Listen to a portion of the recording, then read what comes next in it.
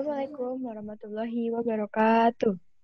Waalaikumsalam warahmatullahi wabarakatuh. Good morning, class. Good morning, Miss. How are you today? I'm fine, thank you. How about you? I'm fine too. Today we will discuss about description text. But before we start studying, I wanna ask who is absent in this class today? No one, Miss. Jadi masuk semua ya hari ini ya. Iya, Miss. Okay. Before we start, siapa yang tahu apa sih itu description text? Saya, Miss. Apa? Anissa Fadila. Kalau yang saya tahu, descriptive text itu menjelaskan atau mendeskripsikan tentang bisa kayak tempat, benda, binatang, atau orang. Seperti itu, Miss. Oke, pintar. Oke, langsung aja ya. Bentar, share screen dulu.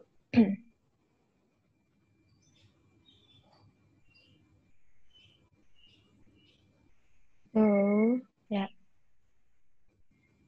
Tema hari ini adalah descriptive text. So, the first slide is definition about description text atau descriptive text. So, kayak yang omongin sama Anissa Fadila tadi, descriptive text is a text that describes a particular object like things, animal, place, person, or others. The purpose of this text is to describe things, animal, place, or person in specific way. Jadi, descriptive text itu teks yang menjelaskan tentang sebuah benda atau hewan atau tempat atau orang, namun dia menjelaskannya secara spesifik, beda dengan report text. Kalau report text kan sama dengan descriptive text, cuma kalau report text bedanya dia in general atau secara keseluruhan.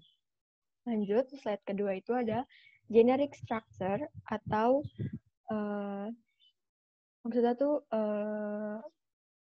kayak isi dari descriptive text. Yang pertama itu ada identification, dan yang kedua itu ada description. Identification itu adalah to introducing or identifies the object that we will describe. Jadi, isi dari identification ini untuk memperkenalkan atau mengidentifikasi objek yang akan kita deskripsikan. Misalnya, kita mau deskripsiin tentang kucing.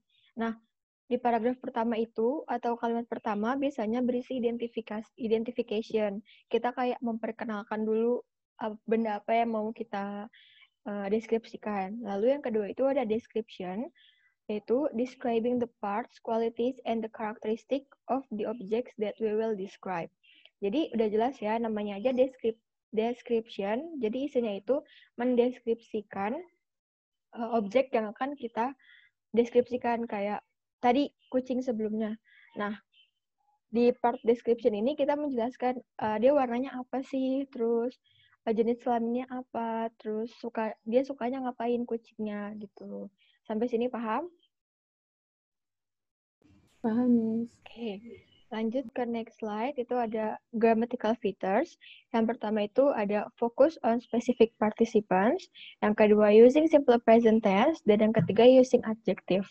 Yang pertama udah jelas ya tadi, sesuai dengan pengertiannya yang di awal, yaitu to describe thing in specific ways. Jadi dia fokus sama benda yang spesifik. Yang kedua itu using simple present tense, karena kita mau mendeskripsikan suatu fakta, jadi memakai simple present tense. Dan yang ketiga itu using adjective atau kata sifat, karena kita mau mendeskripsikan sebuah benda dan sesuatu, jadi kita pakai kata sifat. Coba ada yang mau sebutin contoh-contoh kata sifat itu apa aja? Saya, Miss. Wah. Beautiful, handsome, kayak gitu ya? Ya. Gitu.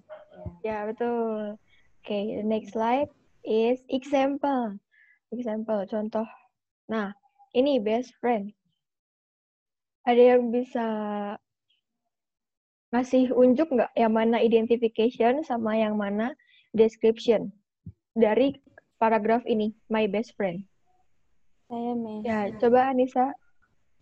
Untuk identification-nya itu ada di paragraf pertama. Ya. Karena dia memperkenalkan si best friend-nya ini namanya Laura Indri Pratiwi, terus nickname-nya siapa, gimana-gimananya. Terus untuk description-nya itu ada di paragraf kedua sama ketiga. Ya, betul. Betul ya. Jadi yang kalimat pertama itu dari Laura Dinda Pratiwi sampai is my best friend from childhood itu bagian identification karena dia memperkenalkan teman baiknya dia yang bernama Laura, terus punya nama panggilan Laura, terus dia ngejelasin juga kalau Laura itu teman baiknya dia dari masa kecilnya dia.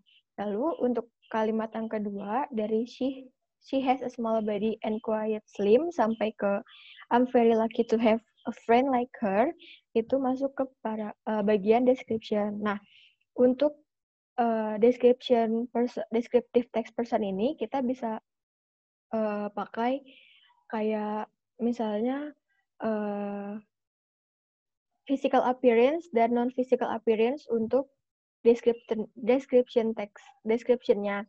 Kalau physical appearance itu kayak misalnya dari contoh ini itu she has a small body. Kan physical appearance itu yang kelihatan ya, ciri-ciri yang kelihatan. Terus ada lagi she has an oval face with bright brown eyes and thin lips. Nah, itu masuknya ke physical appearance. Nah, kalau untuk non-physical appearance, contohnya dari paragraf ini ada di paragraf kedua, yaitu she is always cheerful and looks in good mood. Terus she is very positive person. Nah, non-physical appearance itu yang tidak bisa terlihat oleh mata, namun bisa kita rasakan. Oke, untuk slide yang kedua, ini ada tentang tempat atau suatu tempat wisata, yaitu Borobudur Temple. Sama yang kalimat pertama itu menunjukkan tentang identification dari Borobudur Temple is one of the most beautiful tourist resort in Indonesia. Nah, itu masuk ke identification karena memperkenalkan tentang Candi Borobudur. Lalu dari it's situated in Central Java sampai ke but some of them like to bring credit card and checks itu masuk ke description karena mendeskripsikan keadaan tentang si Candi Borobudur ini. Nah, kalau untuk description place ini, untuk description-nya kita bisa pakai 5W1H. Ada yang tahu 5W1H itu apa aja? What, Ya. why, who, when, where, how. Ya, betul ya. Contohnya kayak where. Di mana sih Borobudur, Candi Borobudur itu? Nah, ini jawabannya ada di kalimat kedua, it's situated in Central Java. Terus habis itu ada lagi when the Borobudur Temple was built. Nah, di sini ada di paragraf kedua jawabannya Borobudur Temple was built by Shailendra Dynasty during the 8th century. Gitu. Sampai sini udah paham, anak-anak? Paham nih. Oke. Nah, untuk penjelasannya cukup sampai situ aja ya, anak-anak. Lalu untuk hari ini ada tugas membuat deskriptif teks bebas, boleh tentang orang, boleh tentang tempat, atau boleh tentang benda. Dikumpulkannya di Google Classroom ya, anak-anak. Miss, Ya, durasinya berapa, Miss? karena ini bikin deskriptif teks dan kalian mengarang bebas, menulis bebas.